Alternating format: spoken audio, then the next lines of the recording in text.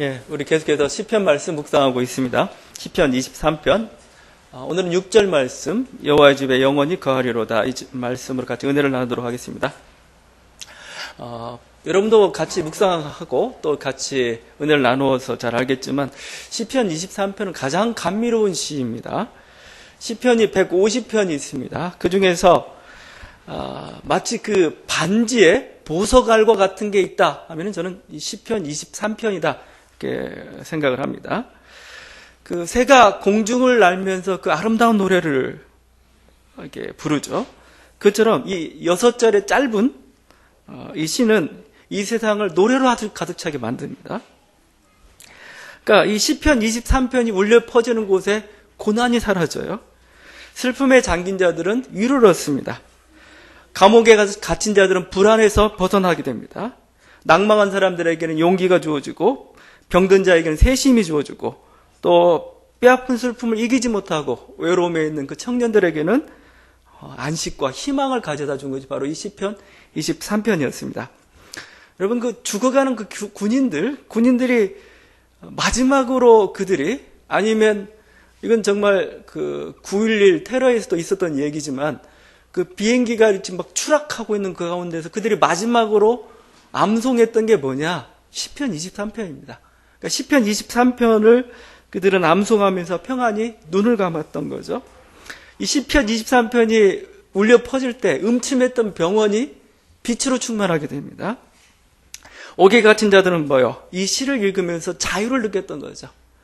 옛날 고대 로마 사회의 그 노예들도 참 많았죠. 그들이 뭐요? 이 시편 23편을 읽으면서 주인 누리지 못했던 그 자유를 그들이 경험을 했던 겁니다. 사랑하는 사람을 떠나보내야 했던 그 사람들도 뭐요? 이 시편을 읽으면서 위로를 받았습니다. 이 시는 우리들뿐만 아니고 많은 사람들에게 앞으로도 또 어떤 다양한 환경, 또 모든 사람에게 그들에게서 계속해서 낭송이 될 것입니다. 그리고 그들에게 힘을 줄 것입니다. 우리들뿐만 아니고 우리 자녀들에게, 우리 자녀들의 자녀들에게도 놀라운 위로를 가져다 줄 것입니다. 이 시편 23편은 이 세상에 종말이 이르기까지, 그리고 이 세상의 마지막 최후의 한 사람이 하늘나라에 가기까지 이 시편 23편은 그들의 인도자가 될 것입니다. 이게 바로 놀라운 그 시편 23편의 은혜라고 할 것입니다. 오늘 시편 23편 6절에서 다윗은 이렇게 고백하죠. 나의 평생의 선하심과 인자하심이 정녕 나를 따르리니, 여기 따른다 표현하고 따른다. 히브리어로 라다프입니다. 라다프인데 추적한다, 추격한다 이런 뜻을 가지고 있어요. 줬다, 추격한다. 여러분, 근데 보니까 저는 이 단어가 굉장히 와닿았어요. 왜냐하면 다윗은 젊은 시절 평생 쫓겼던 인생입니다. 뭐요? 사울한테 쫓겼잖아요. 사울한테 쫓기면서 보냈던 그런 인생이죠. 권력의 자리에 올라서는 뭐죠? 그 자기 권력을 차지하려는 그 아들들, 아니면 그 정적들의 그 어떻게 보면은 그 쫓음이라고 할 수가 있어요. 추격이라고 할 수가 있죠. 계속 추격을 당하던 그런 인생이었어요. 근데 지금 여러분, 이 도망자라는 것은 도망자는 마음이 불안하지 항상. 누가 나 뒤에서 쫓아오지 않을까? 불안하고 항상 뒤를 돌아보는 게 도망자의 어떤 그 습성이라고 할 것입니다. 그런데 지금 다윗은 뭐라고 고백하고 있어요? 나를 쫓아온 것은 원수가 아니었다는 거예요. 나를 쫓아온 것은 적이 아니었다는 거예요. 오히려 여호와의 선하심과 인자하심이 나를 쫓아왔다 이겁니다. 내 뒤에 딱 돌아보니까 원수가, 사자가 으르렁거리면서 있는 게 아니고 내 뒤에는 여호와의 선하심과 인자하심이 나를 쫓아오고 있었다. 지금 이런 고백을 하고 있는 거죠. 여러분, 그 여호와의 선하심이란 게 뭡니까? 하나님 원래 선하신 분이죠. 하나님 착하신 분이십니다. 더 이상 말할 것도 없습니다. 여호와의 선하심이라고 얘기할 때 그것은 인간을 향한 선하심입니다. 우리를 향한 선하심이에요. 그러니까 하나님이 선하시다 얘기할 때 하나님이 우리를 선대하신다는 거예요. 선하게 대우하신다 이거예요. 그 선합이라는 단어가 히브리어로 토부입니다. 토부. 그러니까 저는 이렇게 표현하고 싶어요. 우리 하나님의 선하심이라는 거예요. 하나님은 가장 좋은 거 주신다는 거예요. 가장 좋은 길로 인도하시고 우리를 보시기에 가장 좋게 아름답게 만드시는 분이시다. 이게 여호와의 선하심입니다. 그러니까 다윗은 내 인생을 되돌아보니까 뭐예요? 여호와의 선하심이 나를 쫓아왔고 그 여호와의 선하심으로 말미암아 내 인생이 아름답게 됐다는 겁니다. 로마서 8장 28절 이런 고백을 하고 있습니다. 우리가 알거니와 하나님을 사랑하는 자 곧 그 뜻대로 부르심을 입은 자들에게는 모든 것이 합력하여 선을 이루느니라. 하나님의 이 부르심을 입은 자들, 하나님의 사랑하는 자들에게 무슨 일이 일어나요?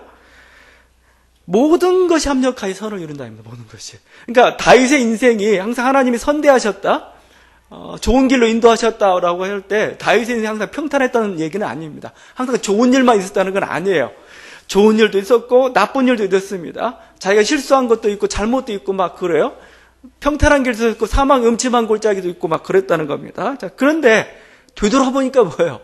하나님이 그 모든 것을 다 막 이렇게 이게 엉터리 같은 막 엉망이었던 것 같은데 아름다운 작품을 만드셨다는 거예요.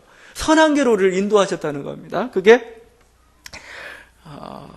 다윗의 고백입니다. 그러니까 저는 예수님도 이런 고백을 했다고 봐요. 십자가상에서 예수님이 막 나의 하나님 어찌하여 나를 버리시나이까 하면서 막 이렇게 통탄하면서 막 이렇게 슬픔으로 그 아픔을 표현하셨죠. 마치 하나님과 막 떨어져가는 그 어둠, 그야말로 사망의 골짜기를 가는 그런 체험을 하셨던 겁니다. 자, 그렇지만 그분은 결국 어떻게 됐습니까? 부활하셨거든요. 또 그분은 어떻게 됐습니까? 그분의 십자가 부활을 통해서 모든 인류가 하나님의 자녀가 되는 길을 하나님께서 열어놓으셨거든요. 합력하여 선을 이루신 겁니다. 그러니까 우리 순간순간에 물론 그 어둠과 사망의 그런 골짜기도 있어요. 그러나 그게 다가 아니라는 겁니다. 하나님은 그걸 통해서 선한 일을 이루세요. 저는 그러니까 다윗이 그랬던 거예요. 다윗은 계속 사울한테 추격당한다고 생각했을 겁니다. 불안한 인생이라고 생각했을 겁니다. 자기는 망명 생활하고 참 힘든 생활을 했을 겁니다. 그런데 이렇게 힘들고 어렵고 자꾸 공경으로 갔다고 생각했는데 어느 순간에 보니까 내가 커져 있어요. 내가 위대해져 있다는 것을 깨달은 겁니다. 제가 가끔 말씀드리지만 정치인은 시련을 당해야 크는 겁니다. 더 위대한 사람이 되는 겁니다. 그러니까 다윗이 그렇게 쫓겼기 때문에 오히려 사울을 대신해서 그 자리를 차지할 수 있는 왕위의 자리에 오르게 된 거죠. 그러니까 다윗의 고백, 하나님 정말 선하시군요. 저는 사울에게 쫓긴 게 아니었어요. 하나님의 그 선하신 손길이 제 인생을 몰아왔습니다. 이런 고백입니다. 어떻게 그걸 증명해요? 바로 지금 나의 인생이, 나의 나된 것, 내 이 자리, 그건 하나님의 선하심이 있었기 때문에 가능하다는 거죠.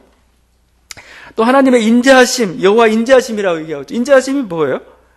여러분, 인자하심이라는 게 하나님 우리를 용서해 준다는 겁니다. 근데 이 용서라는 게 참 굉장히 중요한 겁니다. 왜냐하면 우리는 가다가 분명히 좋은 것만 또 잘한 것만 하는 게 아니고 실수할 때도 많잖아요. 실패할 때도 많고 그렇습니다. 그럼 막 자책감이 듭니다. 내가 왜 그거 잘못했지? 내가 이렇게 했더라면 막 자책하면서 내 스스로 무너질 때가 참 많아요. 물론 다른 사람들의 소리도 좀 듣기 싫죠. 너 실패했어. 너 잘못했어. 벌 받아야 돼. 그것도 참 감당하기 어려운데 그게 바로 내 내면의 소리로 들려올 때 너 실패했어. 너 이상 더 가능성 없어. 막 이럴 때 정말 어떻게 보면 희망이 안 보이죠. 여러분 그럴 때 여러분이 항상 나타나는 현상이 뭡니까? 꿈으로 나타나죠. 항상 쫓기는 꿈을 꿔요. 쫓기는 꿈. 뭔가 이렇게 막 쫓겨요. 고사장에 들어가서 시험을 봐야 되는데 뭔가 고사장을 못 찾고 막 헤매는 꿈.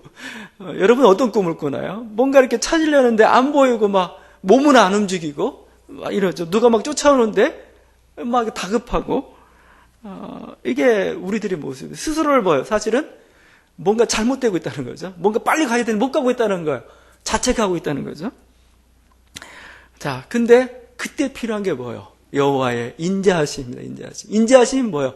용서하심이고 인자하심이 뭐예요? 받아들이신다는 거예요. 그냥 하나님 책망하지 않으세요. 너 잘못했다. 너 책망하지 않으세요. 너 실패했다. 아니다라고 해서 하나님 너에게 희망이 있다 표현하고 있어요. 그게 바로 하나님의 인자하심이죠. 전 시편 103편 8절에서 11절에 가장 그 하나님의 인자하심 잘 표현되고 있다고 생각하는데, 여호와는 자비로우시며 은혜로우시며 노하기를 더디하시며 인자하심이 풍부하시도다. 항상 경책지 아니하시며 노를 영원히 품지 아니하시리로다. 우리의 죄를 따라 처치하지 아니하시며 우리의 죄악을 따라 갚지 아니하셨으니 이는 하늘이 땅에서 높음 같이 그를 경외하는 자에게 그 인자하심이 크심이로다. 이 하나님의 인자하심이 얼마나 큰지, 땅에서 하늘이 얼마나 높아요. 하늘에까지 가득 찬 게 하나님의 인자하심이다 이거예요. 이것은 죄를 지어본 자만이 알아요. 내가 죄를 지었는데 나는 끝났다고 생각해. 하나님이 너 안 끝났다, 내가 너 다시 한번 기회를 줄게. 그랬을 때 그 인자하심 너무 무궁한 거죠. 이게 지금 다윗의 고백입니다. 제가 이 얘기를 하려니까 좀 염려스러운 게 있어요. 무슨 염려냐면은, 그러니까 하나님 용서해 주신다, 하나님이 그냥 기회를 주신다 하니까 자꾸 이것을 뻔뻔스럽게 자기 죄 짓고도 나는 용서받았어, 막 피해자 앞에서 자꾸 이런 모습이 자꾸 좀 이렇게 되지 않을까 좀 염려스러운 경우가 있는데, 그건 아닙니다. 우리가 잘못에 대한 잘못의 대가는 받아야 돼요. 잘못의 대가는 치러야 되는 겁니다. 그렇지만 뭐예요? 그것 때문에 넘어지지는 않는다는 겁니다. 잘못의 대가는 치러야 되고 그 과정은 거쳐가야 돼요. 그건 다윗도 경험했던 바고 그 모든 겁니다. 죄는 반드시 대가가 필요해요. 그렇지만 뭐예요? 사람들이 그 과정 속에서 뭐예요? 그냥 자기가 패인이 돼가고 또 완전히 자기 자신을 절망하게 되잖아요. 그렇지 않다는 겁니다. 희망이 있다는 거예요. 우리들이 죄의 음침한 골짜기를 지나고 나면은 이 죄의 대가를 치우고 나면 하나님께 또 다른 기회를 주시고 우리는 다시 할 수 있는 그 재기할 수 있는 희망을 가져다 주신다. 이게 바로 여호와의 인자하심입니다. 그러니까 다윗이 여러 번 실패를 하죠. 하나님 뜻에 어긋날 때, 바세바와 관음해서 죄악에 빠졌을 때, 또 여러 가지 정치적으로 잘못을 범했을 때, 다른 사람 끝났다 했지만 다윗은 끝나지 않았다. 하나님께 나를 너그럽게 용서해 주신다. 다시 일어설 수 있다. 일어섰던 거죠. 이건 다윗의 경우만 그런 것도 아닙니다. 이스라엘이 항상 하나님 앞에 고백하는 게 여호와의 인자하심입니다. 여호와의 인자하심. 이스라엘이 여호와의 인자하심이라고 고백할 때 그건 뭐예요? 이스라엘이 많은 죄를 범했는데도 불구하고 하나님이 완전히 없애지 않았다는 겁니다. 그냥 때릴 때는 아팠지만 그걸로 끝나는 게 아니고 뭐예요? 하나님께 다시 기회를 주신다 이거예요. 예레미야의 고백입니다. 여호와의 인자와 긍휼이 무궁하심으로 우리가 진멸되지 아니합니다. 그냥 여호와 인자하심 없어 우리는 다 진멸됐을 겁니다. 우리 소망 없이 다 사라져버렸을 겁니다. 그러나 하나님은 뭐예요? 씨를 남겨두시고 기회를 주셨다 이거예요. 다시 일어설 수 있는 기회를 주셨다는 겁니다. 이게 바로 다윗의 고백입니다. 우리는 끝났다고는 하나님은 안 끝났다. 우리는 불가능하다, 하나님은 가능하다. 다시 한번 새 희망을 불어주시는 분, 그게 다윗이 경험했던 그 인자하신 하나님입니다. 그러니까 자기를 추적했던 건 뭐예요? 그 인자하신 하나님이었어요. 여러분을 추적하고 있는 건 뭐예요? 여러분을 지금 막 추격하고 있는 건 뭐예요? 지금 여러분 율법입니까? 정죄입니까? 심판입니까? 으르릉 막 사자가 가면서 넌 잘못돼서 넌 못난이야 그런 겁니까? 아니에요. 다윗은 그 소리를 안 들었어요. 하나님 용서의 소리를 들었어요. 하나님이 가능하다는 그런 소리를 들었다는 거죠. 그래서 우리 인생을 좀 보십시오. 여러분, 내 뒤에 누가 쫓아오냐 이거, 내 뒤에. 여러분 뒤에 누가 쫓아오고 있습니까? 원수입니까? 문제입니까? 아니면 일들입니까? 율법입니까? 정죄하는 자입니까? 아니면 다윗이 고백했듯이 정녕 나를 따른다. 뭐가? 여호와의 선하심과 인자하심이 나를 따른다 이렇게 표현하고 있는데, 여러분 그 하나님을 바라볼 수 있길 바랍니다. 여러분 그 하나님이 뒤에서 여러분 몰아가세요. 막 하나님 여러분 뒤로 막 쫓아오고 있습니다. 여러분 잡으려고 쫓아오는 거 아니에요? 여러분 뭐죠? 푸른 초장으로 인도하려고, 잔잔한 물가로 인도하려고, 여러분 뭐죠? 이 편안한 안식처로 인도하려고 뒤에서 몰아가는 거예요. 근데 우리는 그 몰아가는 걸 보지 못하고 뭐죠? 원수가 쫓아오는 것처럼 막 어떤 안 좋은 것이 나를 헤아린 것처럼 우리를 오해하고 있었던 거죠. 다윗은 돌이켜보니까 그 모든 것이 여호와의 선하심이었구나, 여호와의 인자하심이었구나 이렇게 고백을 하고 있습니다. 여러분도 여러분 인생에서 이런 고백을 할 수 있길 바라고, 그럴 때 여러분 인생이 즐거운 인생이 되는 겁니다. 즐거운 인생. 맨날 쫓기는 인생 얼마나 힘들어요. 근데 내가 쫓기는 게 아니고 뭐예요? 여호와 인자하심과 선하심이 나를 따르고 계시다 생각할 때 우리는 안심할 수가 있는 겁니다. 우리는 편안할 수가 있는 거고, 또 그분께 맡겨드리면은 그분이 어련히 알아서 나를 좋은 곳으로 몰아가실 거예요. 그것을 받아들이고 또 그것을 바라보는 저와 여러분들이 이제 바랍니다. 다윗의 두 번째 오늘 말씀에서 얘기하고 있는 것은, 소원을 고백하고 있는 것은, 내가 여호와의 집에 영원히 거하리로다. 내가 여호와의 집에 영원히 거한다. 영원히 거하는 것이죠. 어떤 다윗의 소망입니다. 내가 소망은 뭐냐? 나는 여호와의 집에 영원히 거하는 것이다. 지금 여호와의 집은 성막이겠죠? 성전은 아직 건축되기 전이니까. 근데 성막 별로 안 좋은 곳이에요. 잠자리도 별 변변치 않은 곳입니다. 그러나 다윗이 자던 곳은 뭐예요? 상하침상일 겁니다. 아주 화려한 진미로 양식을 먹었을 겁니다. 그 궁전은 굉장히 화려했을 겁니다. 그러나 자기는 그게 기쁨이 아니라는 거예요. 오히려 그것은 더 필요 없고, 나는 뭐죠? 그 낡고 허름하고 잠자기 힘들고 먹을 것 거칠지만 나는 그곳에 있기를 원한다. 여호와의 집에 있기를 원한다. 지금 그 고백을 하고 있습니다. 시편 84편의 고백입니다. 주의 궁정에서의 한 날이 다른 곳에서의 첫날보다 나은즉 악인의 장막에 사는 것보다 내 하나님의 성전 문지기로 있는 것이 좋사오니. 악인의 장막 아니면 궁정에서 한 날보다 나는 차라리 이 성전에 문지기로 있는 게 좋다 이거예요. 지금 다른 곳에서 첫날을 사느니 차라리 이 하나님의 궁정에서 나는 하루를 사는 게 더 좋다 이거죠. 여러분의 인생 속에서도 이런 고백을 할 수 있기를 바랍니다. 그러려면 여러분이 다윗처럼 한번 좀 높은 데도 올라가 보고 잘 살아봐야 되겠죠. 그걸 경험해야 이런 고백이 나오지.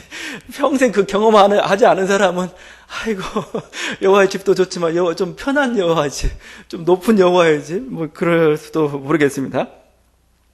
하여튼 다윗은 그 모든 것을 다 경험하고 난 다음에 인생이 참된 행복이 어디가 있나 이거예요. 인생이 참된 풍요가 어디가 있느냐 이거예요. 인생이 참된 생명이 어디가 있느냐 이거예요. 아니다 이거예요. 물질이 있지 않다는 겁니다. 하나님과 함께하는 그곳에 있다는 그런 지금 고백을 하고 있는 겁니다. 그래서 그는 여호와의 집에서 영원히 함께 거하기를 원한다 이런 고백을 하고 있습니다. 그럼 양들이 있는데 양들이 제일 위험한 양이 어떤 양이냐면은 목자를 떠난 양이 제일 위험한 양입니다.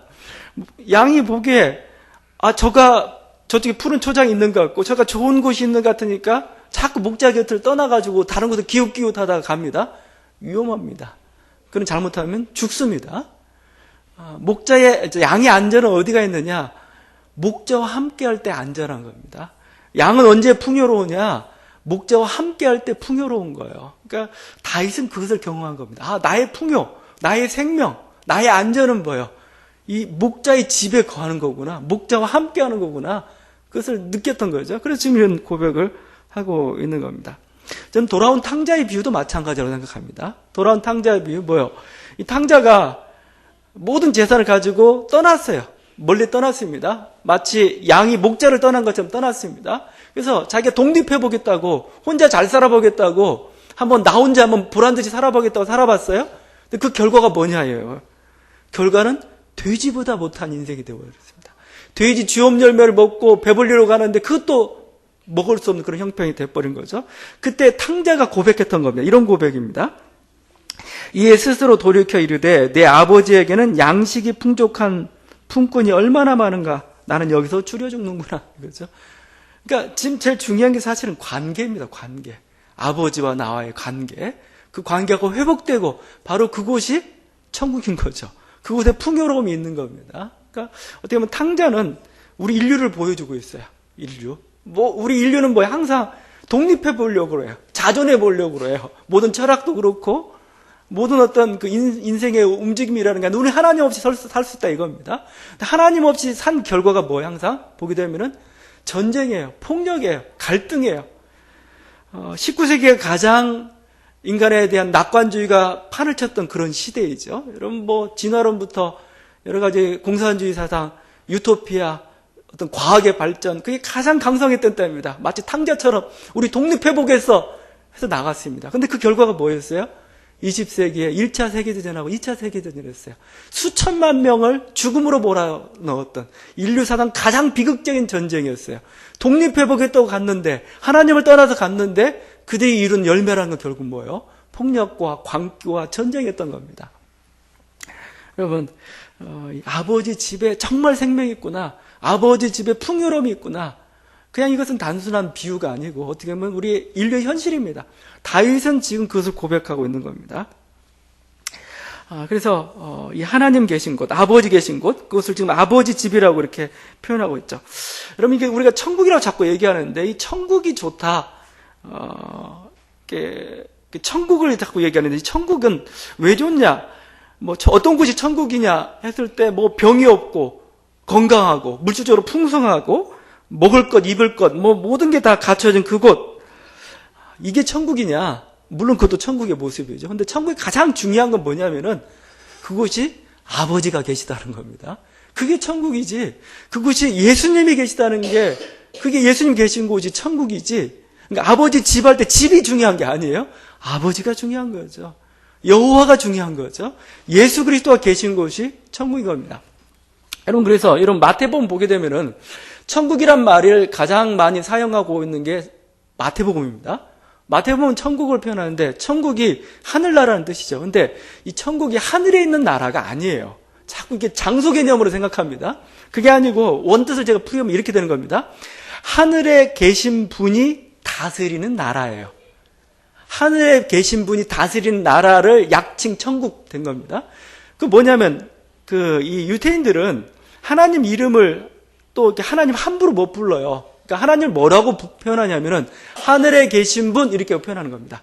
하나님을 그냥 하늘에 계신 분 이렇게 표현하는 거예요. 근데 그 하늘에 계신 분이 다스리는 나라예요. 그게 천국인 겁니다. 그러니까 천국은 뭐예요? 이 땅도 천국이 될 수가 있습니다. 저 하늘만, 저 죽음의 세계만 천국이 아니고 뭐예요? 하나님이 다스리는 그곳이라면 그곳이 천국인 거예요. 가장 중요한 것은 하나님인 겁니다. 장소가 아니라 누구와 함께 하느냐 이거예요. 여러분, 그래서 우리 믿는 자들은 천국에 갑니다. 하나님 계신 그 천국에 들어갑니다. 여러분, 이 사실을 의심치 마세요. 어떤 분들은 전도하다 이렇게 질문합니다. 만약 오늘 밤 이 세상을 떠나신다면 천국에 들어갈 수 있는 확신이 있습니까? 물어봐요. 여러분 어떻게 대답하겠어요? 제가 묻진 않을 테니까 스스로 한번 생각해 보세요. 만약에 누가 이런 대답을 하면 나는 어떻게 대답할까? 내가 오늘 밤 이 세상을 떠나도 나는 천국에 들어갈 수 있는 확신이 있는가? 이거요. 믿는 사람들은 뭐 할 수 있다 이렇게 고백하겠지만 대부분의 사람들은 조금 이렇게 저어가 됩니다. 자신이 없어요. 왜 그러죠? 자기가 이렇게 선하게 살 것 같지 않은 것 같아요. 뭔가 착한 사람이 아닌 것 같아요. 그러니까 뭐요? 거기에 확신 있게 대답을 하지 못하는 거죠. 자, 그런데 제가 말씀드리고 싶은 것은 천국은 그렇게 가는 곳이 아니라는 겁니다. 천국은 뭐예요? 하나님을 사랑하는 사람들이 가는 곳이 천국이다. 저는 이렇게 표현하고 싶어요. 왜냐하면 하나님 계신 곳이 천국이거든요. 그런데 그 천국에 들어갈 수 있는 사람은 누구예요? 하나님을 사랑하는 사람들이 들어가는 게 천국인 겁니다. 제가 이렇게 비유를 들고 싶은데, 여러분 그 사랑하는 사람이 있죠? 그 사랑하는 사람이 멀리 외국에 갔어요. 외국에 갔는데 이 사랑하는 사람이 뭐예요?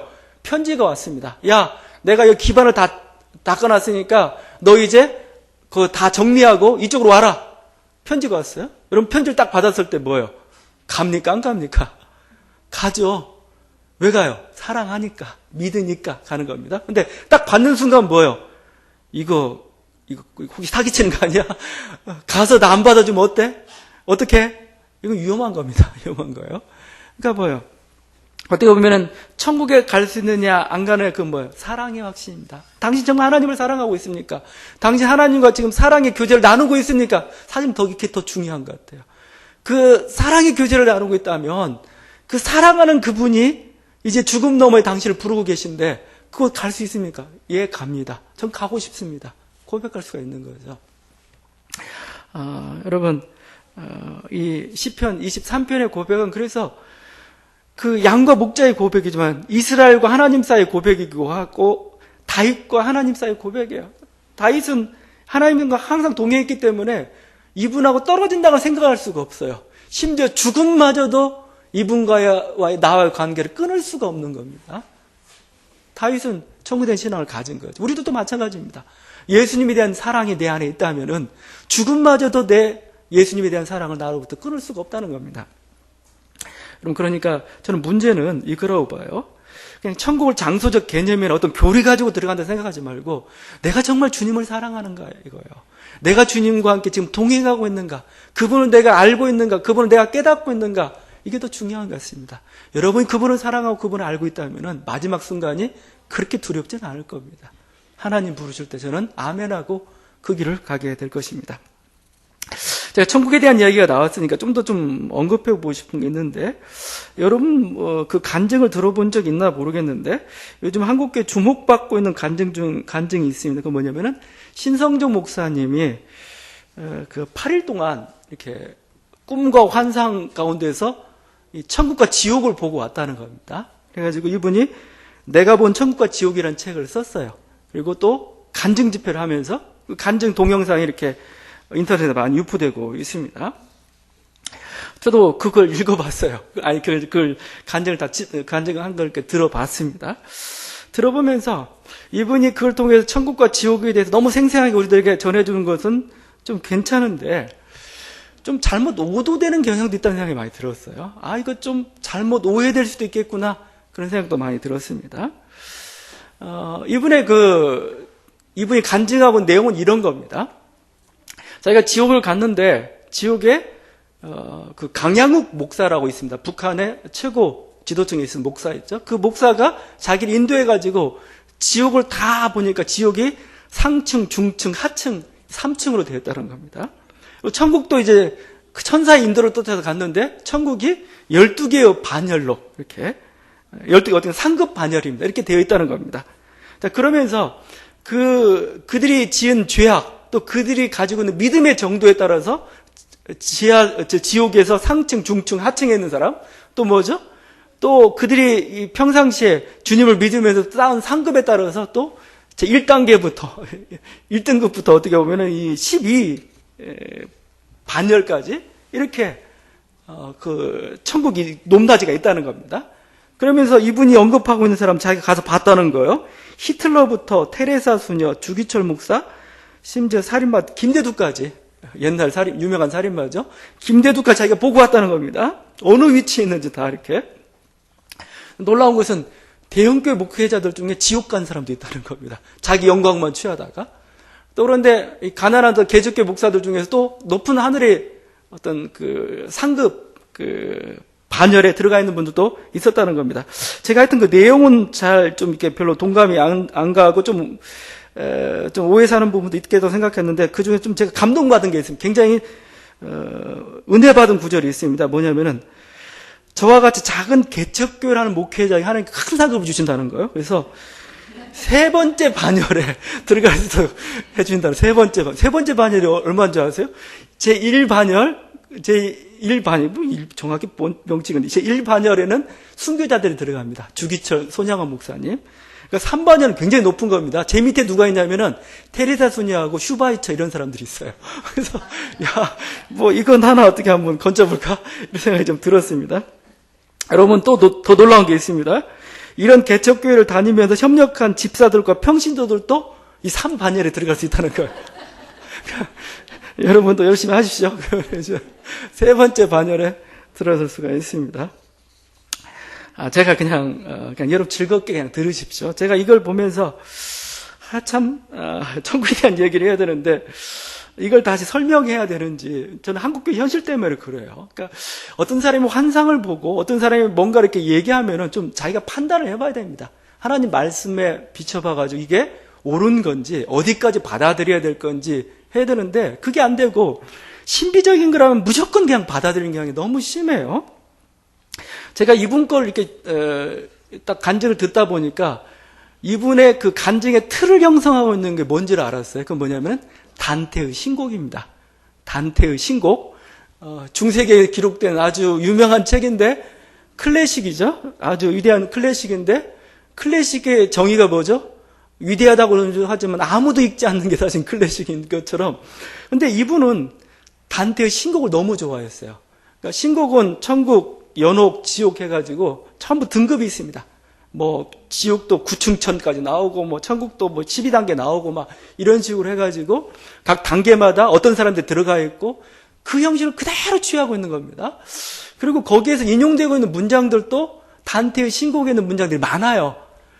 이거 뭐야 하다가 보니까 이분도 스스로 고백을 합니다. 자기도 단테의 신곡을 좋아했다고. 어느 정도까지 읽다가 잘 정도까지 그걸 읽다가 제가 이 생각이 됐어요. 이분이 지금 천상을 환상을 보고 있는데 이것은 기본적으로 단테의 신곡을 근데 단테의 신곡은 그냥 작품입니다. 창작 작품이에요. 본 얘기가 아닙니다. 그 현실 세계를 빗대어 가지고 영원한 세계에 대해서 창작한 그 작품입니다. 그러니까 이분이 단테의 신곡의 영향을 너무 많이 받고 거기다가 그러니까 단테의 신곡의 구조에다가 자기가 생각하는 천국과 지옥에 대한 개념, 구원관을 거기다 집어넣었어요. 그러니까 이게 여러분께 이게 우리들이 환상이라는 게 참 묘할 때가 많아요. 환상이 항상 하나님이 여러분을 주장한다고 생각하지 마십시오. 여러분의 생각과 경험이 은밀하게 보여. 그 하나님의 계시와 함께 섞여져가 나올 때가 참 많아요. 그러니까 구분이 필요한 겁니다. 명확히 하나님 말씀에 비춰가 이게 하나님의 뜻이 어디까지인지 여러분이 그 판단해 보는 게 좀 필요한 거예요. 근데 제가 보니까 이분은 단테의 신곡을 너무 많이 읽었어요. 그게 뭐요? 자기 틀을 결정해 버린 거고 그 다음에 이분이 보통 때 생각하던 자기의 어떤 구원관들이 있잖아요. 구원관. 이 사람은 어떨 거다, 저 사람은 어떨 거다. 그 구원관이 암암리에 투영이 됐어요. 이것은 신성종 목사의 천국이지 성서가에 의하는 천국은 아닙니다. 그냥 즐겁게만 그런 것도 있구나 라고 생각해야 되지 정말 그 인물들이 그 지옥에 가 있고 천국에 가 있다 그렇게 생각하지 마세요. 그건 신성종 목사가 만들어낸 것일 뿐입니다. 저는 그래서 한국교회 좀 답답한 게 이런 어떤 현상들만 보면 혹해요. 혹. 그래가지고 이단도 많고 어떤 신비적인 집회감 사람들도 많이 몰리고 이게 우리가 성령 안에서 성경을 가지고 이걸 판단을 해봐야 되잖아요. 판단을 못하는 겁니다. 판단을. 대표적인 게 저는 누가복음 16장에 나와 있는 부자와 거지 나사로의 비유라고 생각합니다. 이건 죽음 이후의 세계에 대한 그 비유일 뿐만 아니라 주님께서 주신 교훈이 하나가 있어요. 어떤 교훈인지 아세요? 자, 부자는 호의호식하다가 지옥에 갔습니다. 거지 나사로는 힘들게 살다가 천국에 갔어요. 자, 여기서부터 일이 벌어진 겁니다. 근데 이 부자가 지옥에서 고통하는 겁니다. 고통하다가 도무지 못 견디겠으니까 아브라함을 부릅니다. 아브라함, 지금 거지 나사로는 아브라함의 품속에 있어요. 아브라함을 보면 이렇게 얘기합니다. 아브라함이요. 이제 저 거지 나사로를 다시 환생시켜가지고 이렇게 저 세상에 내려보내라는 겁니다. 왜 그러냐면은 자기에게 5 형제가 있다는 거예요. 지금 살아있는. 지금 지상에 살아있는 5 형제가 있고 6형제죠. 어떤 분들은 이 비유를 6형제의 비유라고 이렇게 하시는 분들도 있습니다. 왜냐면은 한 명은 지금 이미 지옥에 갔어요. 5명은 뭐예요? 이미 세상에 살고 있습니다. 여러분이 그런 부자 형제 중에 하나인지 지금 모르겠어요? 5명의 형제가 지금 살고 있는데 그들에게 이 거지 나사로가 환생해 가서 이 세계의 얘기를 하면은 믿을 거라는 겁니다. 들을 거라는 겁니다. 근데 그 소리를 듣자 아브라함이 이렇게 얘기합니다. 그들에게 모세와 선지자들이 있으니 그들에게 들을지니라. 이르되 모세와 선지자들에게 듣지 아니하면 비록 죽은 자 가운데서 살아나는 자가 있을지라도 권함을 받지 아니하리라. 아브라함의 얘기는 이거예요. 하나님 말씀 있지 않느냐 이거예요. 모세와 선지자. 하나님 말씀 있고 회개하고 그렇게 살면 될 것이지 무슨 또 기적을 또 원하느냐 이거예요. 기적을 보여주면은 잠시는 회개할지 모르겠지만 역시 또 돌아간다 이거예요. 여러분, 우리 자신이 우리 삶 속에 정말 무엇이 중요한가를 깨닫고 자기 삶을 바꿔가는 게 중요한 거지 기적이 중요한 게 아니에요.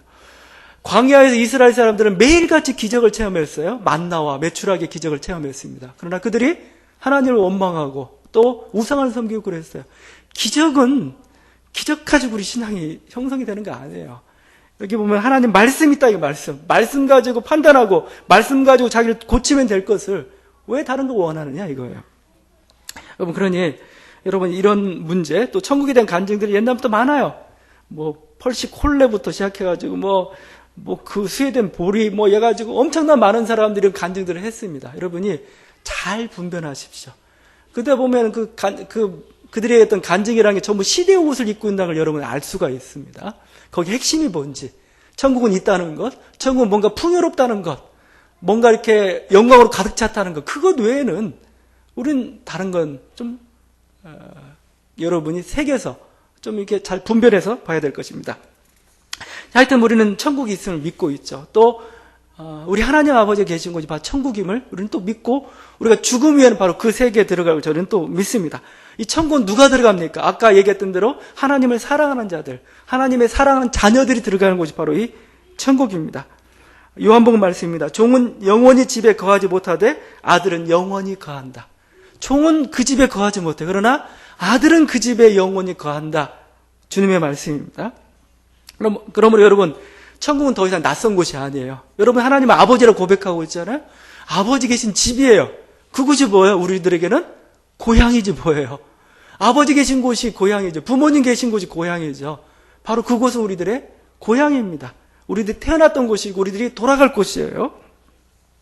그러니까 예수님도 그러니까 뭐예요? 십자가를 앞에 두고도 죽는다는 얘기를 안 하세요. 주님은 돌아간다, 아버지께로 돌아간다 이렇게 표현하고 있습니다. 그리고 아버지 집이라고 표현하고 우리들에게 또 이렇게 말씀합니다. 내 아버지 집에 거할 곳이 많도다. 그렇지 않으면 너에게 일렀으리라. 내가 너희를 위하여 거처를 예비하러 간다. 그렇죠? 아버지 집에 거할 곳이 많다. 지금 예수님께서 부활하셔가지고 이 거처를 마련해놓고 있습니다. 어서 오라고, 이곳으로 오라고. 지금 주님께서 마치 이런 것 같아요. 지금 막 집 마련해놓고 아랫목에 군불 떼가고 그 다음에 맛있는 음식을 딱 차려놓고 어서 와, 이거예요. 어서 와. 이게 죽음이라는 겁니다. 우리들에게 있어서 죽음은 끝이 아니에요. 죽음은 시작이고 죽음은 돌아가는 거라 이렇게 표현하고 있습니다. 여러분이 이 신앙을 좀 분명히 할 수 있기를 바랍니다. 제가 부목사 시절에 여러 번의 장례식을 치르면서 느꼈던 건데, 죽음에 대한 준비가 너무 안 돼 있어요, 우리가요. 죽음에 대한 준비가 너무 안 돼 있고, 막 요즘 현대인들은 제일 무서운 게 건강의 공포죠. 안전의 공포죠. 그게 너무 익숙해서 그런 건지 죽음도 참 맞기를 참 힘들어하고 잘 못 맞아요. 여러분도 죽음 이후의 세계가 무엇인지, 우리가 그냥 끝나는 게 아니고 영원한 내가 거할 아버지 집이 있다는 거, 이런 분명히 붙잡을 수 있기를 바랍니다. 제가 이제 신대원을 나왔는데, 그 한신대 교수님 중에 김정준 교수님이라고 계십니다. 구약학이고, 이분 시편 강해도 쓰시고, 저도 즐겨 읽고 있는 그 책인데, 김정준 교수님이 폐결핵으로 돌아가셨습니다. 근데 이분이 돌아가시기 직전 얼마 전에 시를 쓴 게 있습니다. 내가 죽는 날, 이런 시를 썼습니다. 근데 그 시가 신앙인들이 바라보는 죽음이라는 게 무엇인가를 참 잘 보여주고 있다고 생각합니다. 제가 한번 읽어보겠습니다. 내가 죽는 날 그대들은 저 좋은 낙원에 이르니 찬송을 불러줘. 이 찬송 이따 우리가 끝나고 한번 불러볼 겁니다. 요한계시록 20장 이하를 끝까지 읽어줘. 그리고 나의 묘비에는 이것을 새겨줘. 임마누엘 단 한마디만을. 내가 죽는 날은 비가 와도 좋다. 그것은 나의 죽음을 상징하는 슬픔의 눈물이 아니라 예수의 보혈로 내 죄 씻음을 받는 감격의 눈물이기 까닭에. 내가 죽는 날은 바람이 불어도 좋다. 그것은 내 모든 이 세상 시름을 없이 하고 하늘나라로 올라가는 내 길을 준비함이기 때문에. 내가 죽는 날은 눈이 부시도록 햇빛이 비치어도 좋다. 그것은 영광의 주님 품 안에 안긴 그 얼굴의 광채를 보여줌이라. 내가 죽는 시간은 밤이 되어도 좋다. 캄캄한 하늘이 내 죽음이라면 저기 빛나는 별의 광채는 새 하늘에 옮겨진 내 눈동자이여라. 오, 내가 죽는 날, 나를 완전히 주님의 것으로 부르시는 날, 나는 이 날이 오기를 기다리노라. 다만 주님의 뜻이라면 이 순간에라도 닥쳐오기를, 번개와 같이 닥쳐와 번개와 함께 사라지기를. 그 다음은 내게 묻지 말아다오. 내가 옮겨진 그 나라에서만 내 소식을 알 수 있을 터이니, 내 얼굴을 볼 수 있을 터이니. 이게 내가 죽는 날이라는 김정준 선생님의 그 시입니다. 이게 우리 신앙 선배들이 걸어갔던 길입니다. 그리고 수많은 사람들이 시편 23편을 암송하면서 이것이 끝이 아니구나, 이것이 절망의 우렁텅이가 아니구나, 우리는 새로운 곳으로, 새로운 희망의 세계로 나아가고 있구나 라고 그들이 고백을 했던 겁니다. 여러분, 그러니까 우리들에게 있는 이 아버지 집에 내가 영원히 거한다, 여호와의 집에 내가 영원히 거하리로다. 이건 단순히 그냥 어떤 그냥 고백일 뿐만 아니라, 그건 뭐예요? 우리들이 죽음 이후의 세계에서도 하나님과 영원히 동행하고 살 것을 그런 고백이라 이렇게 할 수 있을 것입니다. 그렇지만 앞에서도 말씀드렸지만 여러분이 천국에 잘 가기 위해서는 이 땅에서부터 잘 살아야 됩니다. 하나님과 같이 동행하면서 하나님을 사랑하면서 여러분이 사셔야 되는 거죠. 아까 말씀드렸지만 다윗이 내가 여호와의 집에 영원히 거한다 할 때 이 다윗이 그렸던 그 집은 어딜까? 물론 천국, 죽음 이후에 천국의 집도 되겠지만은 이 여호와의 집이란 결국 성막이고 성전이었다고 말씀드렸잖아요. 이 땅에 있는 겁니다. 이 땅에. 이 땅에 있는 성전을 가까이 하면 나는 살겠다 이거죠. 여러분이 그래서 이 땅에서부터 하나님과 동행하는 그 삶, 지금 다윗이 열망하는 삶이 바로 거기에 있는 겁니다. 성도도 마찬가지입니다. 우리는 천국만 바라보며 사는 건 아닙니다. 죽음 이후의 세계만 바라보고 있는 건 아니죠. 바로 이 땅이 천국인 겁니다. 이 땅이 바로 하나님의 집이에요. 고린도전서의 말씀입니다. 우리는 하나님의 동역자들이요 너희는 하나님의 밭이요 하나님의 집이니라. 하나님의 집이 어디예요? 교회입니다. 교회. 지금 여기는 뭐예요? 하나님이 거하신 집이에요. 우리는 이곳에서 하나님 만나고 있는 거죠. 에베소서 말씀입니다. 너희도 성령 안에서 하나님 거하실 처소가 되기 위하여 예수 안에서 함께 지어져 가느니라. 이것이 성전이라는 겁니다. 여러분 그러니까 교회를 늘 가까이 하십시오. 하나님을 찾고 예배를 드리는 것, 그리고 성도들과 온전한 교제를 나누는 것, 이것이 바로 이 땅에서부터 여호와의 집에 거하는 겁니다. 여러분 이 땅에서뿐만 아니고 이 교회에서뿐만 아니고 여러분의 가정에서도 여러분의 사업장에서도 우리 주님과 같이 동행할 수 있기를 바랍니다. 그곳을 여호와의 집으로 삼을 수 있기를 바랍니다. 교회 와서 이렇게 예배드리고 은혜 받고 문 나서면서 예수님 놓고 가지 마세요. 하나님 놓고 가지 마세요. 그냥 다 놓고 그냥 다시 혼자 그렇게 살아가지 마시고 여기에서 받은 은혜 가지고 우리 가정에서 우리 사업장에서 우리 일터에서 내가 들어올 때나 나갈 때나 우리가 앉았을 때나 일어섰을 때나 또 여러 가지 이 순간에 잠잘 때나 일할 때나 늘 주님과 동행하는 저와 여러분의 되기를 간절히 바랍니다. 함께 기도하시겠습니다.